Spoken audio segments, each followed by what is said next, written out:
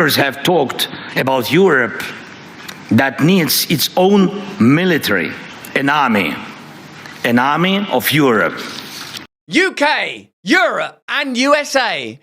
Are these alliances falling apart? Don't tell me that the North Atlantic Trade Organization, or whatever they actually are, NATO, is going to be in some sort of trouble.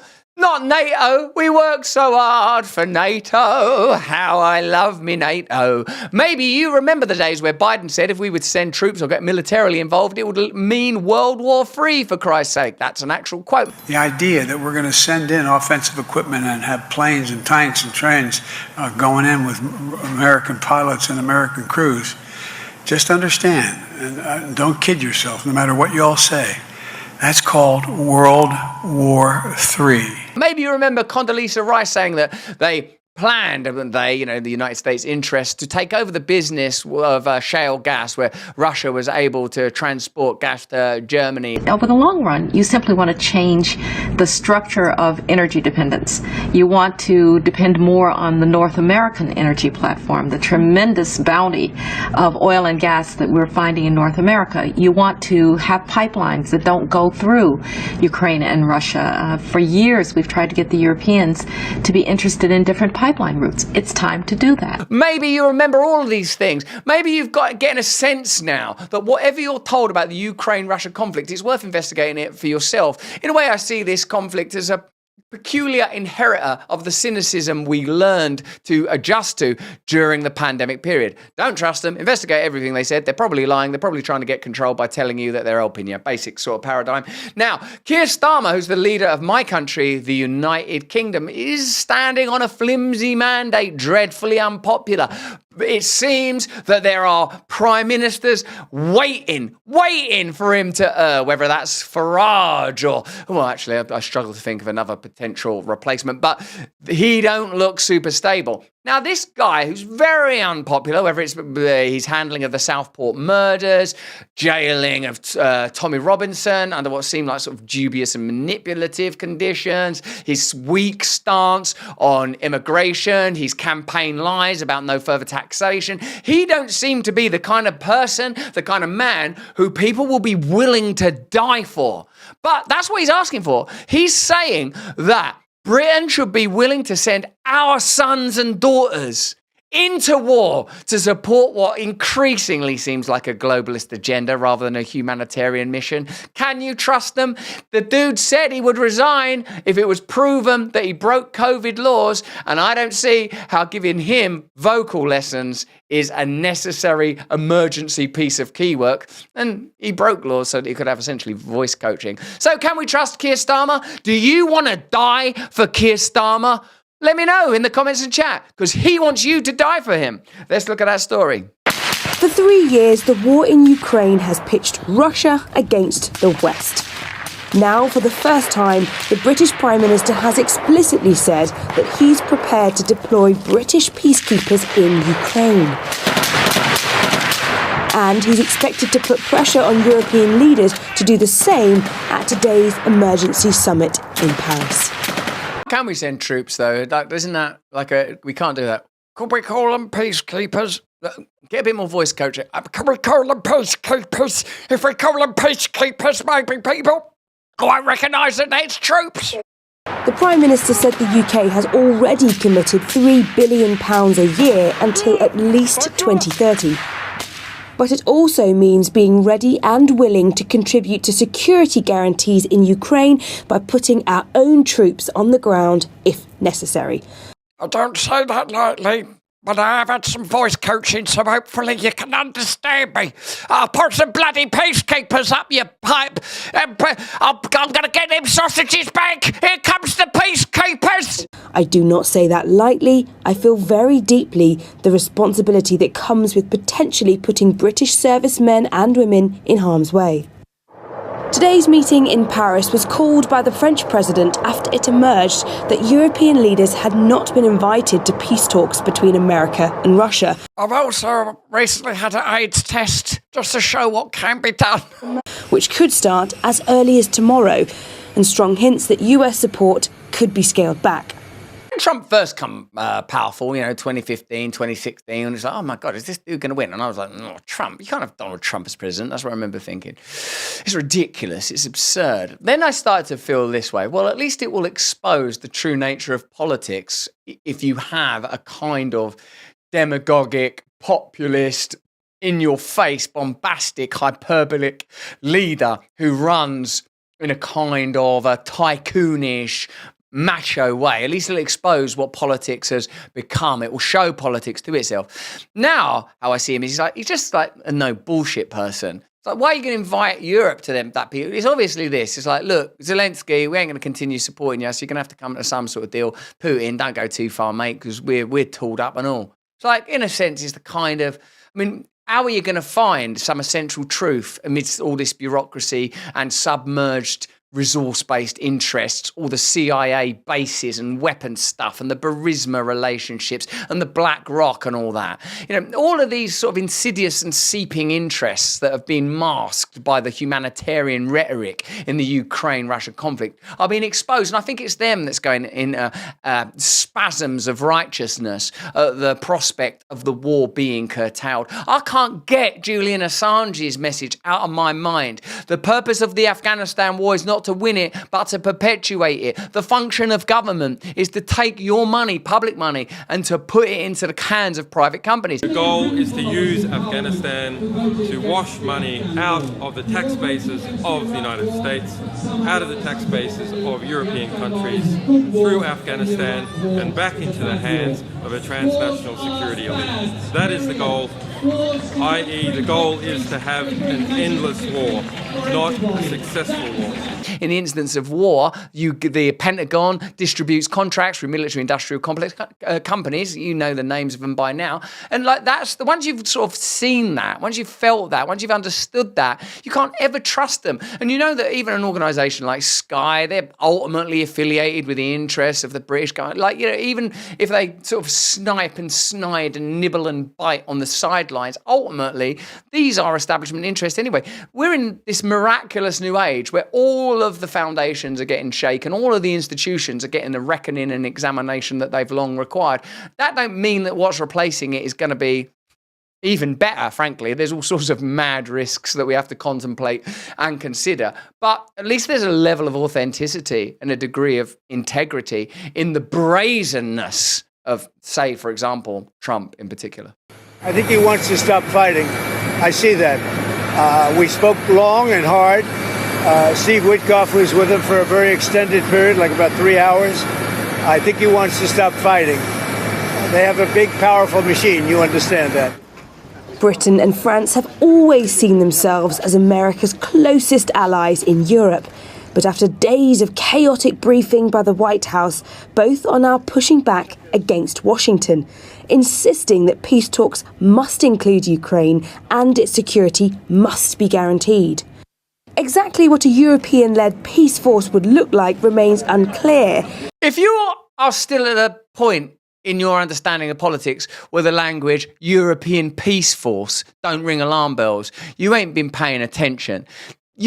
People don't build peace forces, they build military endeavours. They build imperialist agendas and they dress it up in language. As soon as someone starts calling something a European peace force, sit up, bolt upright, pay attention, sharpen up, fix up, look sharp. Some lies are coming down the pipe.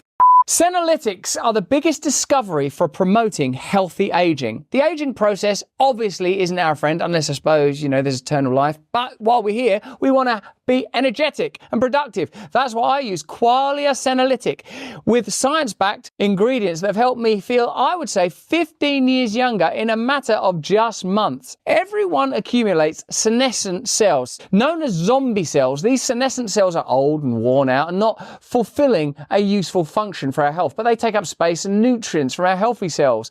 Qualia Senolytic removes zombie cells and allow healthy cells to thrive. Resist aging at the cellular level. Try Qualia Senolytic. Go to life.com/brand for up to, get this, 50% off, and use the code BRAND at the checkout for an additional 15% off. Try it now. Qualia Senolytic is also available at select GNC locations near you. Take it. Just 2 days a month. There's a link in the description. Who don't want to feel 15 years younger and get rid of them zombie cells? But the Prime Minister insists that standing by Ukraine is also to guarantee the future of Europe and ultimately our own safety. Yeah, so, you know, if you're not going to buy the lie, maybe we can terrify you into some sort of measure of self-interest. Here's Zelensky at that same lachrymose Munich security conference calling for an army of Europe. What are we being invited to believe in now? It's like in the United States of America, America First movement has won an election by any reasonable measure, a landslide. Now Europe are like, oh, but what about all of our globalist bureaucratic endeavours and attempts to legitimise authoritarianism? What about them? Could we all team up? No, not really, because Macron ain't popular in France. They hate him. Keir Starmer ain't popular in the UK. We don't like that dude very much. None of these people have the kind of support, affection that's required to perpetuate wars. The only way you can do it is by subjugating people. And in order to subjugate them, you have to get them to believe that they're too stupid, or other people are too stupid to read the internet by themselves. So you're going to have clampdowns on free speech. Check, that's already happening. You're going to have to shut down independent media and question the judgment of any emergent prominent figures in particular Anglophonic media. Find a way of shutting them down. Check, that's all happening. This is old school colonialist imperialism with a little bit of bureaucratic globalist wallpaper on it. Have talked about Europe. Here's Zelensky at that conference sort of saying, like, you know, Europe have got to build an army now because America is turning off the money tap. That needs its own military, an army of Europe. And Yeah! An army of Europe. Like, what do they say? Army of Europe. Army of Europe. What should we wear? Well, let's go over to our friends in Germany. Have you got any prominent designers or icons that we could deploy if we were trying to have a Europe-wide army? You know, anything from the last 50, 60 years lying about, any insignia, any flags? I'm afraid we banned them. And I really believe that time has come. The armed forces of Europe must be created. He's desperate, man, isn't he now? Like, it's like America's not going to pay no more. BlackRock are edgy about continuing their investment. We need to get a European army. Is there some way we can... How about the Caribbean? Can we drag them into this?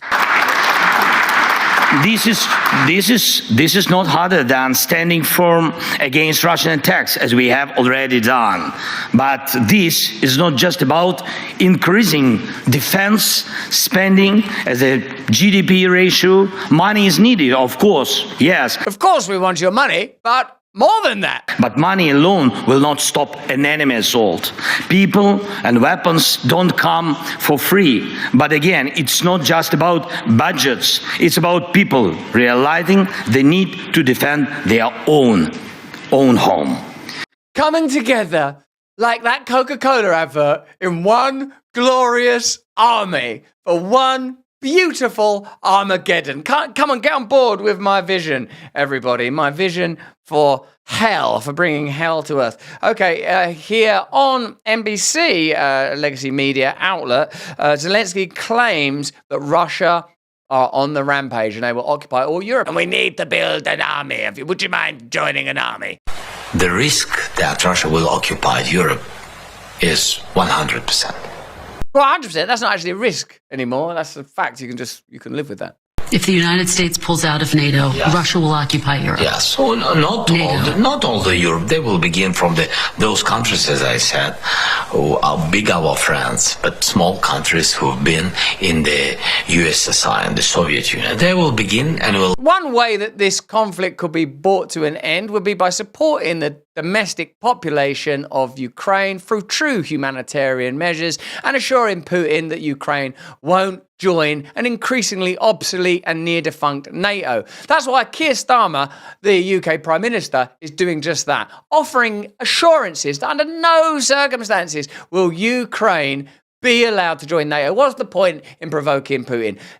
We're not going to have Ukraine in NATO. What's the point? NATO's rubbish anyway. You don't even want to belong to it. You might as well join, I don't know, the Mickey Mouse Club. I was like, join something where you get a badge, not something that brings about Armageddon. So here is Keir Starmer, sensibly, wisely, and with great statecraft, assuring people that under no circumstances will Ukraine join NATO. This hour with some breaking news. The Prime Minister, Sir Keir Starmer, has spoken to Volodymyr Zelensky this morning and told him that Ukraine is on an irreversible path to NATO. Now, that, of course, directly contradicts both President Trump and his Defence Secretary, Pete Hegseth, who over the past few days have repeatedly ruled out the prospect of Ukraine joining the military alliance.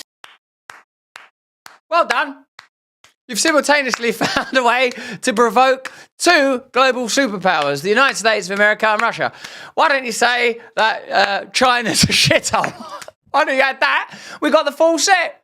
We can pretend that this is 1940 and that we've got Churchill or some grand and brilliant statesman waiting in the wings who's able to conjure dark forces and use his own pain to alchemize a broken nation into a warlike state. Not some timid, nasal bureaucrat who can't even get through COVID without a voice coach ushering us into an unwinnable war with not one, but two superpowers. Thanks for that. Thanks for that.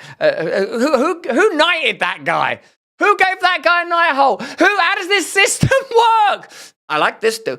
Thank you very much. Thanks for the knighting. Thanks for that. Thanks for destroying absolutely everything. Hey, thanks for watching. If you want to see more uncensored content where free speech can flourish, join our live stream. Click the link right here to watch the next video if you want to, or become a member of a growing movement. Download the Rumble app and you'll be informed every time we make a new piece of content. Stay free.